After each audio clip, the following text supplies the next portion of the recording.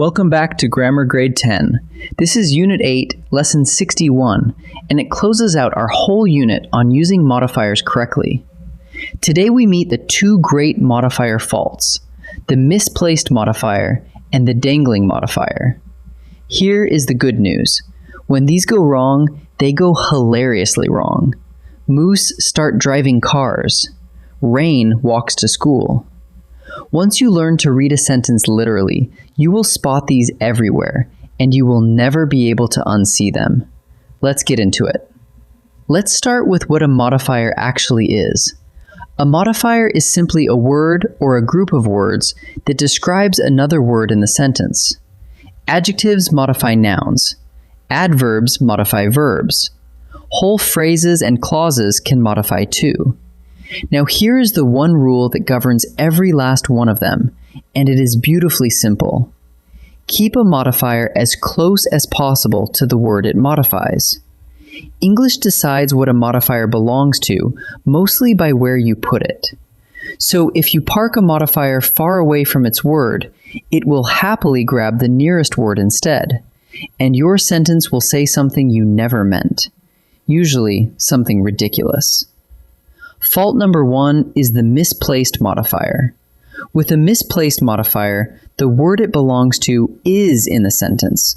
The two are simply sitting too far apart, so the modifier latches onto the wrong word instead. Listen to this one. Ravi almost drove his kids to school every day. Almost is sitting right in front of drove, so it modifies drove, which means Ravi almost drove.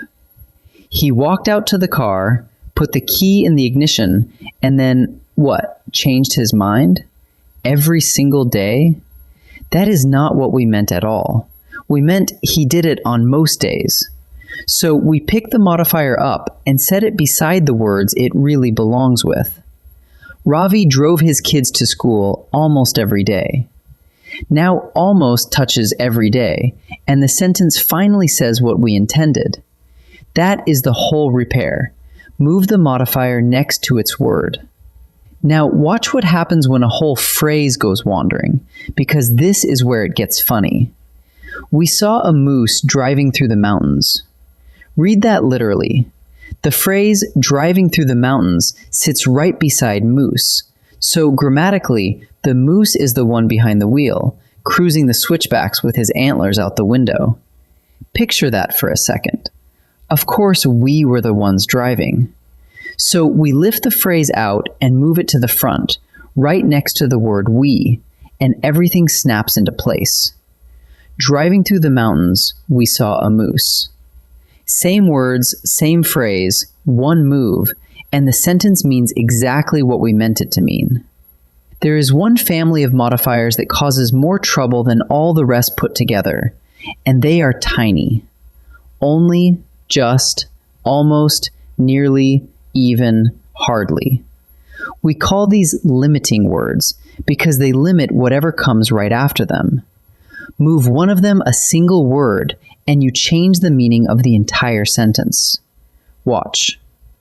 Only I fed the cat. That means nobody else fed it. I was the only person who did. Now slide the word over. I only fed the cat. That means feeding is all I did to it. I did not brush it. I did not play with it. Slide it once more. I fed only the cat. Now it means the cat got food and no other animal did. 3 sentences, exactly the same 5 words, 3 completely different meanings. With these little words, position is not a detail. Position is the meaning. Now for fault number 2, and it is the sneakier of the pair, the dangling modifier. With a misplaced modifier, the right word is in the sentence somewhere. It is just parked in the wrong spot. With a dangling modifier, the word it should modify is not in the sentence at all. It has vanished. Here is the classic shape, an opening participial phrase, the kind we met back in our verbals lesson. Walking to school, the rain began to fall. Whatever comes right after that opening phrase is what the phrase describes. And what comes right after? The rain. So according to this sentence, the rain was walking to school. The rain had a backpack and a lunchbox. Meanwhile, the person who was actually walking, me, never appears anywhere. That is what dangling means. The phrase is left hanging, describing somebody who never shows up. So how do we rescue a dangling modifier? You have two good options, and both of them work every time. Option 1. Give the sentence the subject that the phrase is looking for. The phrase wants a walker, so let us put the walker in. Walking to school, I felt the rain begin to fall. Now the phrase has somebody to describe, me, and the sentence is sound. Option 2. Turn the phrase itself into a full clause, with its own subject and its own verb. As I walked to school, the rain began to fall. Now the walking has its own subject, I, tucked right inside that opening clause, and the rain is free to do its own thing. 2 repairs, 1 broken sentence. Pick whichever one sounds better in your paragraph.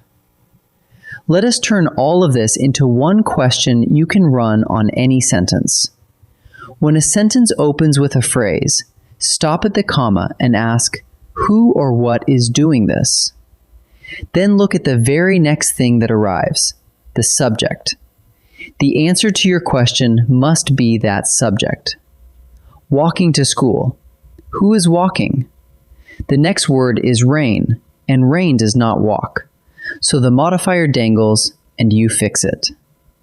And if the doer is not anywhere in the sentence at all, then it definitely dangles. Then run the second check on every other modifier in the sentence. Is it sitting right next to the word it modifies? If the nearest word is the wrong word, the modifier is misplaced, and you slide it home. 2 checks. That is the entire lesson. Time to practice. For each sentence, decide which fault it has. Is the modifier misplaced, meaning the right word is in the sentence, just too far away? Or is it dangling, with no word to modify at all? Pause the video and choose before I answer. Racing to catch the bus, my backpack split open. Ask the question, who was racing to catch the bus? The sentence answers, my backpack.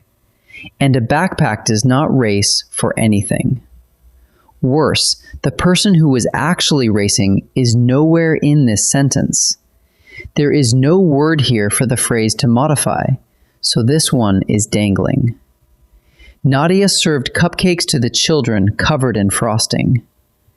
Picture those poor children, glazed head to toe. What was really covered in frosting? The cupcakes. And notice, cupcakes is right there in the sentence. The phrase just landed too far away from it, next to children instead. The word exists, the placement is wrong. So this modifier is misplaced. Slide it home. Nadia served cupcakes covered in frosting to the children. After studying all night, the exam still felt impossible. Who studied all night? Right after the comma, we find the exam. And the exam certainly did not study for itself. The student who did all that studying never appears. With no word to modify, this modifier is dangling. 1 clean fix. After studying all night, I still found the exam impossible. In this second set, the sentence is already broken. Your job is to pick the repair that truly fixes it. Read both options carefully, because one of them only pretends to fix things. Pause and choose. Stirring the sauce, the phone rang. As written, the phone is standing at the stove with a wooden spoon. We need to supply the person who is actually stirring. The first option does exactly that. Stirring the sauce, I heard the phone ring. Now the phrase describes I, and the sentence is honest. The second option just shuffles the same dangler to the end. The phone is still doing the stirring. So the first option is the fix. We watched a hawk eating our sandwiches. Here is the twist. We were the ones eating the sandwiches, not the hawk. Right now the phrase sits beside hawk, so the hawk gets the picnic. Option 1 keeps the sandwiches with the hawk, which is not what we meant at all. Option 2 lifts the phrase to the front, where it lands right beside we. Eating our sandwiches, we watched a hawk. So the answer is the second option. She only read one chapter, and the meaning we want is one chapter and no more.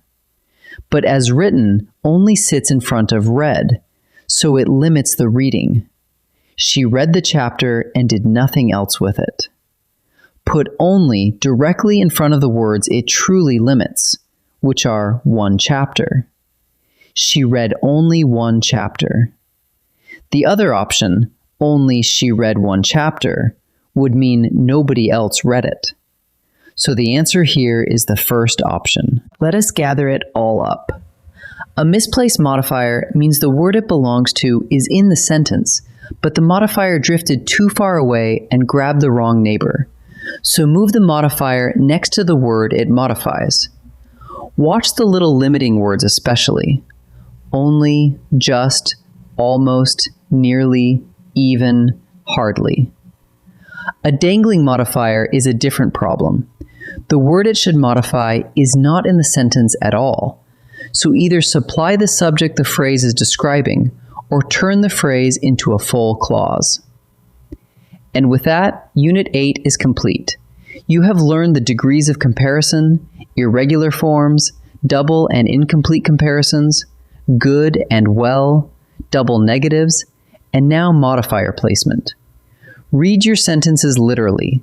Ask who is doing this, and you will catch every one of these, usually while laughing. Great work. I will see you in the next unit.